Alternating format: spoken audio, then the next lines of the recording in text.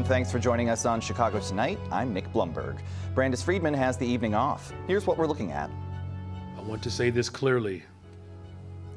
There were other options. Mayor Johnson says the city budget is coming up short on revenue. We get reaction from Alderpeople. An election system so broken and so vulnerable that no one can possibly defend it. And President Trump doubles down on his claims of mass amounts of election fraud. What to know about the country's voting security? First off tonight, the tally of cyclosporiasis cases in Illinois climbs as public health officials struggle to determine the source of the infection. The state says there are now 355 confirmed and probable cases of the illness, which causes severe diarrhea. According to the city's public health department, Chicago's seen 76 confirmed and probable cases as of today, with a dozen more under investigation. The Food and Drug Administration announced yesterday that a lab result that found cyclospora in lettuce supplied by the company Taylor Farms from Mexico was a false positive. Still, the agency says it has very strong evidence that Taylor Farms shredded lettuce is behind the outbreak. The company said late last week it would voluntarily remove all iceberg lettuce sourced from central Mexico. Eviction protections are emerging as a sticking point in the City Hall debate over rental housing. Last month, Mayor Brandon Johnson introduced the Protecting Renters Ordinance, or PRO. Then last week, a group of Alderpeople responded with the Fair and Accountable Illinois Rental Ordinance, or FAIR. While the two plans share similarities, the mayor's plan would create just cause eviction protections, requiring landlords to provide a valid reason for evictions or lease non-renewals. Today, advocates speaking in support of PRO say the opposing plan would be a step backwards for tenants. Chicago landlords filed 20,000 evictions last year. Isn't that the housing crisis we're trying to solve? Where are these so-called housing providers for the people in crisis? And you can join us tomorrow night for an in-depth discussion with supporters of both ordinances. Cook County is touting $15 million in funding for storm relief. County commissioners last week approved the one-time funding package for households dealing with fallout from flooding and other damage caused by major storms in July and August of last year, storms for which the federal government denied aid. Half of the money is designated for city residents and half for suburban Cook County residents, with up to $2,000 in funding available per household. Meanwhile, the Chicago area remains under an air quality alert with potentially severe thunderstorms expected tonight and into the early morning. The Illinois Environmental Protection Agency has issued an Air Pollution Action Day expiring at midnight, with the air quality still unhealthy for sensitive groups. The National Weather Service is tracking a storm system traveling into southeast Illinois beginning around 7 p.m., with damaging winds reported as the greatest possible threat, but with the welcome benefit of clearing the air of particulates. Tomorrow and Wednesday's air quality is expected to be moderate. Up next, what to know about the country's voting security. Chicago Tonight is made possible in part by the Alexandra and John Nichols family, the Polk Brothers Foundation, and the support of these donors.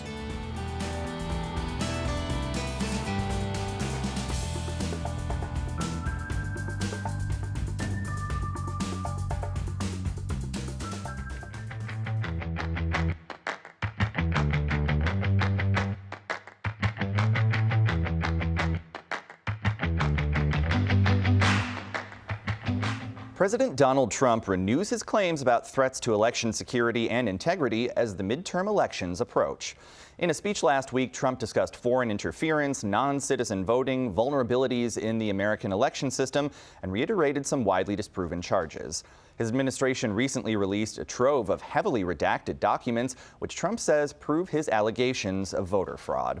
Joining us to discuss the issue are Jacob Braun, Executive Director of the Cyber Policy Initiative at the University of Chicago and former Acting Principal Cyber Director under the Biden administration, and Stephen Maynard Caliendo, Professor of Political Science and Dean of the College of Arts and Sciences at North Central College in Naperville. Thank you both for being here. We appreciate it. Thanks for having me.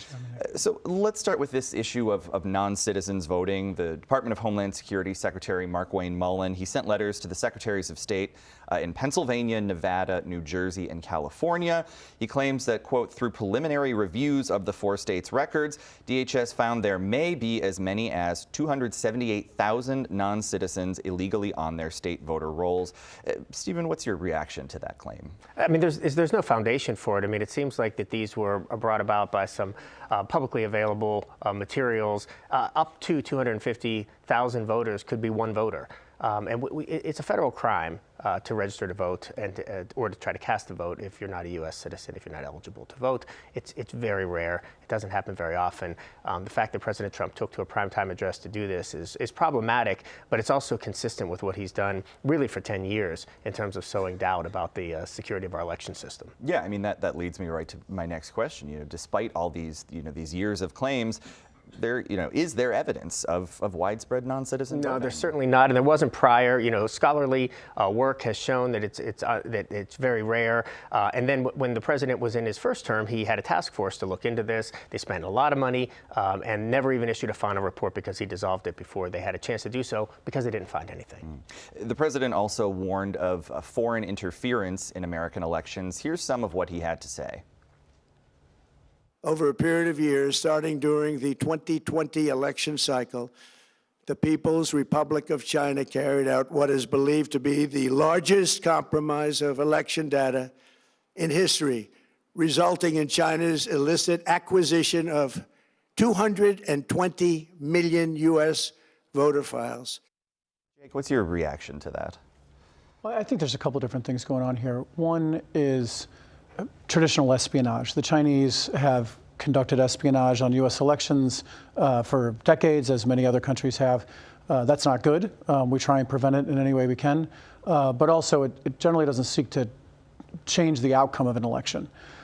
Secondly, by most intel estimates to date, the Chinese really don't favor one political party over the other. They generally think that both parties are kind of against them. And they view that getting caught trying to change an election would have a worse downside for them than any upside of actually getting one party or the other into the White House or Congress. So, if China and other countries aren't trying to influence the outcome, why are they trying to obtain election information? Well, I think they try and obtain the election information for intelligence purposes, to find out information on U.S. citizens they're interested in, elected officials, intelligence officers, et cetera, et cetera. But what the Chinese, the Russians, the Iranians, multiple actors are doing is trying to undermine our faith in our electoral process and our institutions that really underpin the citizens' franchise with the government. Yeah. Stephen, in 2016, you heard a lot from Democrats discussing Russian interference. Today, certainly the president and some other Republicans claiming elections are vulnerable. Did the politics around this issue, did they flip in some way? I don't know that they flipped so much. I mean, what the Democrats were arguing about 2016 was that the Russians were involved in infiltrating social media to, as Jake mentioned, cause disruption, to cause us to have sort of a failing belief in our system. The Democrats claimed that they were trying to help Donald Trump win because they thought it would be favorable to them. There's not necessarily evidence of that. But I think what was dangerous about Thursday night was the conflation of foreign involvement in elections like that, foreign interference, which is, as Jake was sort of suggesting, they're not taking our ballots and changing them, and so the outcomes aren't changing. And so I think just throwing all this together as one big, kind of soup, and then suggesting that the elections aren't safe, I mean, I think we have to be careful about what the implications are for that sort of messaging from the White House. Yeah. Jake, when you look at our voting infrastructure, what are the vulnerabilities there? They're significant, actually, and several of the reports that were released after the president's speech highlight vulnerabilities that, by the way, we've known about for nearly a decade, but nonetheless still need to be fixed. And I do think both parties are at fault in the sense that Democrats often jump in and say, just because Trump said it, it's wrong.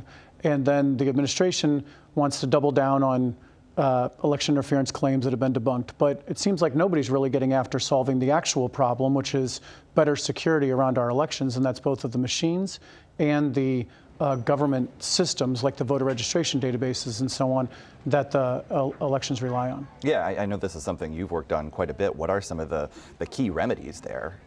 Well, there's a few pretty simple ones, and all of them, by the way, are the cheapest options.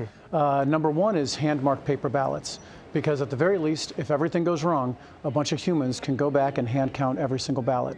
So that's number one. Number two, a little bit more technical, but still less expensive, is open source voting equipment. So this would be where anybody can see the code that's in the voting machine or the voting equipment. Right now, the only people who see the code are the bad guys and the vendors, and we want everybody, including the good guys, to be able to see if there's problems that need to be solved. Yeah, a measure of transparency. Exactly, yeah. And that way, when somebody says that there's a backdoor with Venezuela into the voting equipment, then everybody can see the code and say, is there one or not? And be able to have transparency on that. And then finally, we really need to get rid of touchscreen voting machines because they cause incredibly long lines, which dramatically affects minority populations, student populations, groups that have a higher density in their precincts, which are largely urban and student areas. Yeah, potential suppression of votes. Exactly. Yeah. Can I say, I think Jake had a really nice point there about the messenger in a sense, is that if it was somebody else making these claims or somebody else asking these questions, we would receive it differently. The issue is that the president started talking about election interference because he didn't understand how he might have lost an election in 2020. Well, he talked about the Russian hoax first and then 2020. And now he's talking about it because he's worried about future elections. And I think that undermines the real questions that are there and the real opportunities we have to do things better. So the messenger in this case does matter. Yeah. Well, you know, Trump also used this speech, you know, he's advocating for this Save America Act. This legislation would require proof of citizenship, mandate photo ID at the polls, impose criminal penalties to election officials if they, you know, register people who don't present the necessary documents. What sort of concerns do you have with that? I have so many concerns about this one, partly because there are barriers to people being able to register to vote who should be able to. And I think we're trying to solve a problem that doesn't really exist. This isn't the vulnerabilities in the system problem. This is the argument that non-citizens have been voting in ways that are disrupting elections problem, which isn't a problem. So it's barriers to participation, but also that last point you made about the election officials could be held criminally. We have a hard time getting election officials as it is, right? We have a hard time getting people to do this work as it is. And the last thing that they're going to want to do is put themselves in a position where if there's a mistake made or something happens, they're going to be personally responsible. I mean, we don't have enough time to talk about all the problems with the SAVE Act, but those are two. Jake, we've got just about 45 seconds left, but you know, what is the barrier there? Why is the message not breaking through in a bipartisan manner that there is work to be done to make, you know, to make these changes that you've suggested for our election system? Sure. You know, of course it's politics, and once politics gets in the middle of things, we generally tend to start fighting about politics and not about the problem. And I think that if both parties were to really kind of focus on actually getting after this the way that they could, because cyber is often quite nonpartisan, we could solve the problem relatively quickly. The solutions are not hard, and as I said a minute ago, they're the cheapest solutions out there. That does have an added benefit there of getting folks on board. All right, that's where we'll have to leave it. Jake Braun, Stephen Maynard-Caliendo, thank you very much. We appreciate it. Thank you. It's great to be with you. Thank you. Up next, officials say the city is facing a budget shortfall. Why that could be and what can be done about it right after this.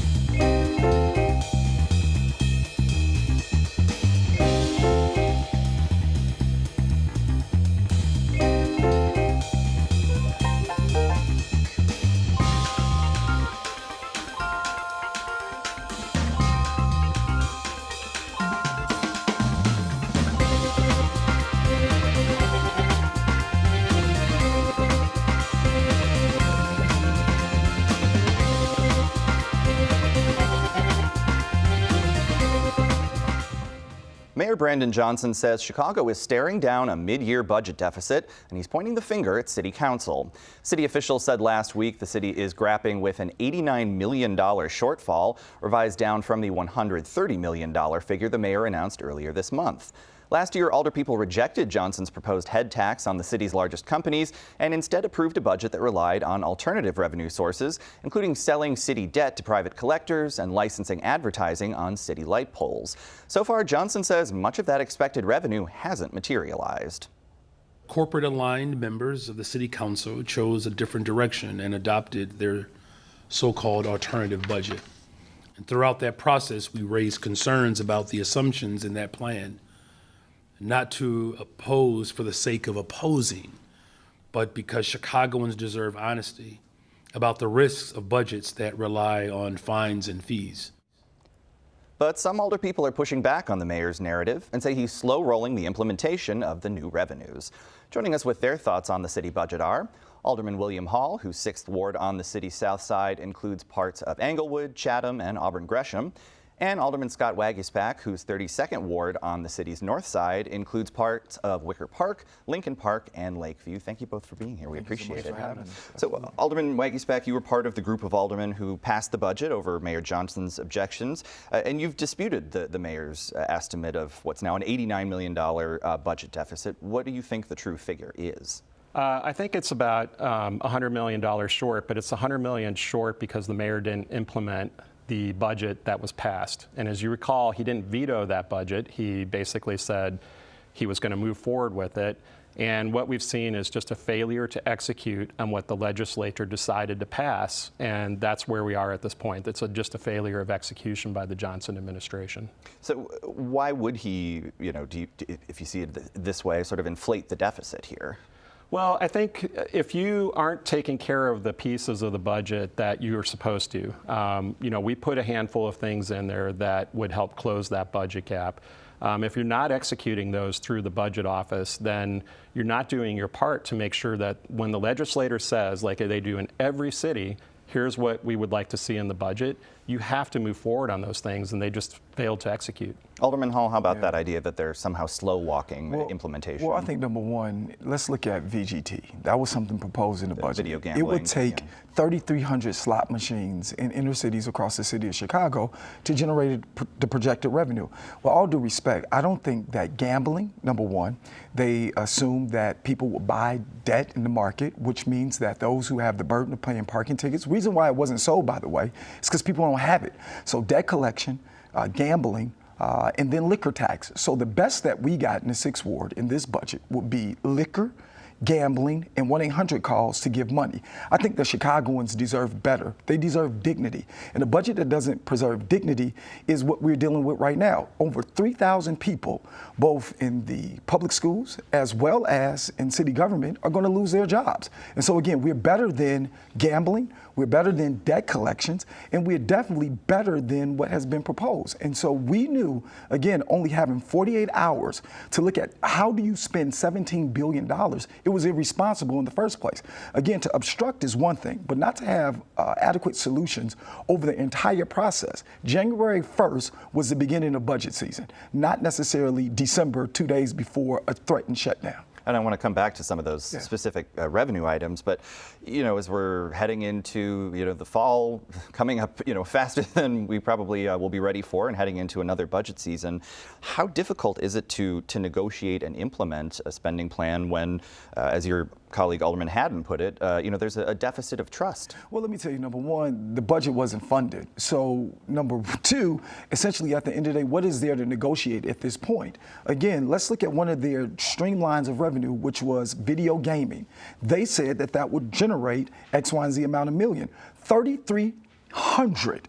That's 3,300 slot machines had to be online. That was not realistic. Secondly, debt collection was a big deal. They thought that $90 million would be available by simply calling people with 1-800 numbers on their cell phone. Nobody wanted to touch our debt because the people in Chicago just don't have it. So those two budget lines of revenue was what they thought would be sufficient enough to balance the budget. And then augmented reality.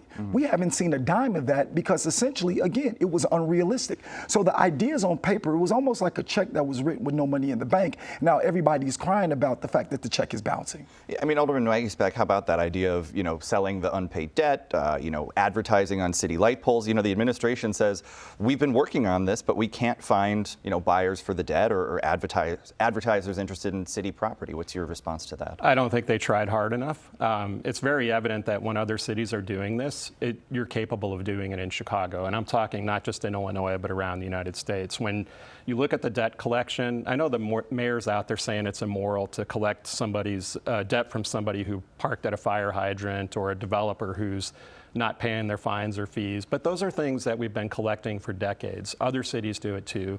And the mayor has basically allowed $1 billion an additional debt to be created here over the last 3 years that he's just not collecting.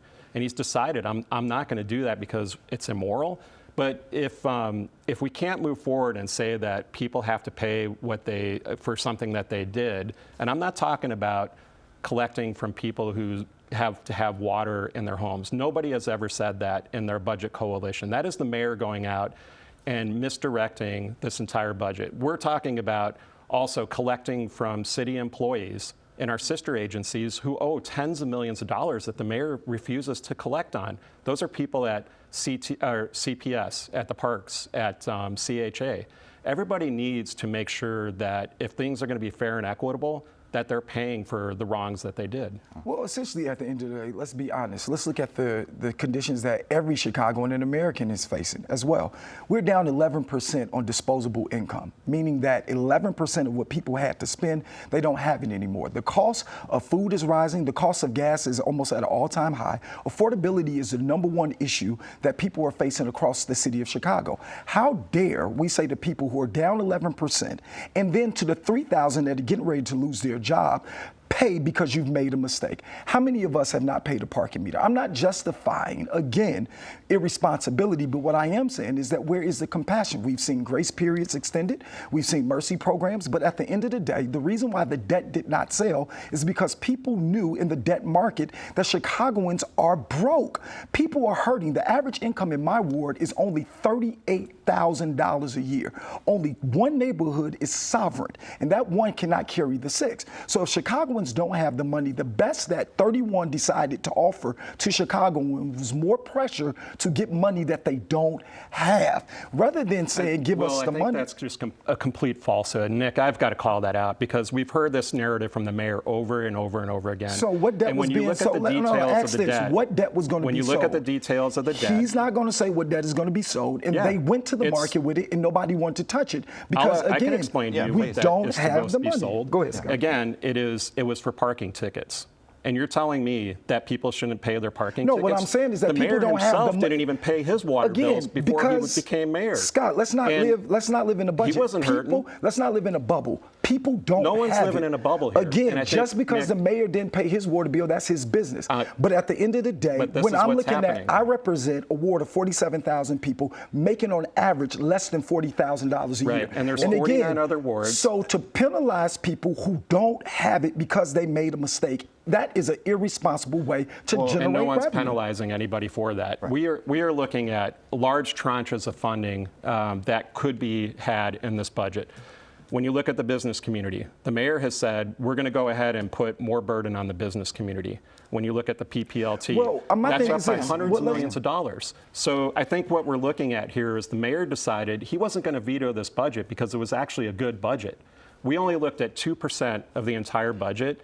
And he thought that 98% of it was good. And I do want to ask, what we heard from Mayor Johnson, in that clip setting up, the conversation is that, he said that you and some of his other, critics and city council are aligned with corporations rather than the people of the city. What's your reaction to that? That's just not the case. I mean, if you look at what he is billing for the small businesses, medium and large in this city, it's hundreds of millions more than when he came in. He's not even going after the people that we've said when we go for debt sale or we go for collections. We were saying they should go after everybody, developers included. And he had a day right before the budget where there was $8 million in uncollected fees from a developer. He allowed them to go ahead and pass an ordinance or basically go ahead with not paying that debt. So he's not even really taking the effort on to get that done. Okay, so again, we talk about just one line. And again, I don't think that 1-800 numbers calling residents of Chicago is the best means to raise revenue. Secondly, what was not addressed. Nobody's doing that, Will.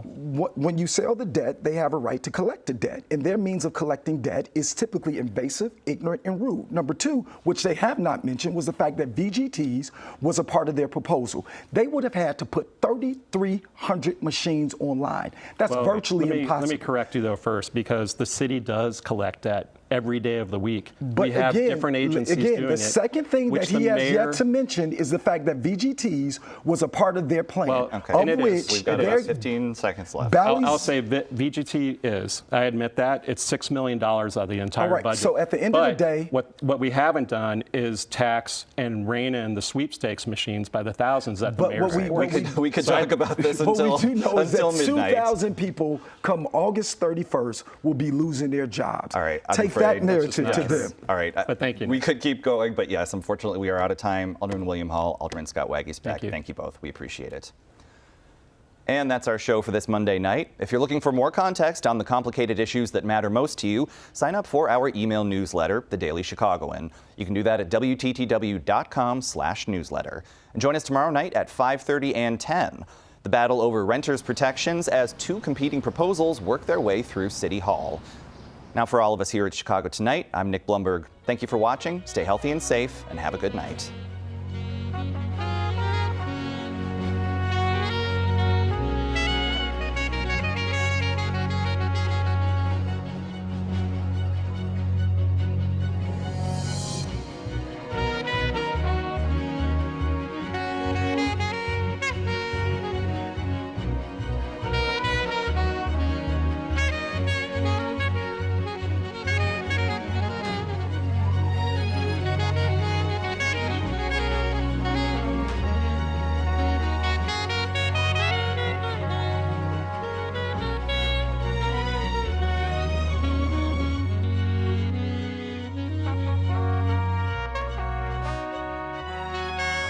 Closed captioning is made possible by Robert A. Clifford and Clifford Law Offices, a personal injury law firm working to preserve the dignity and rights of all individuals.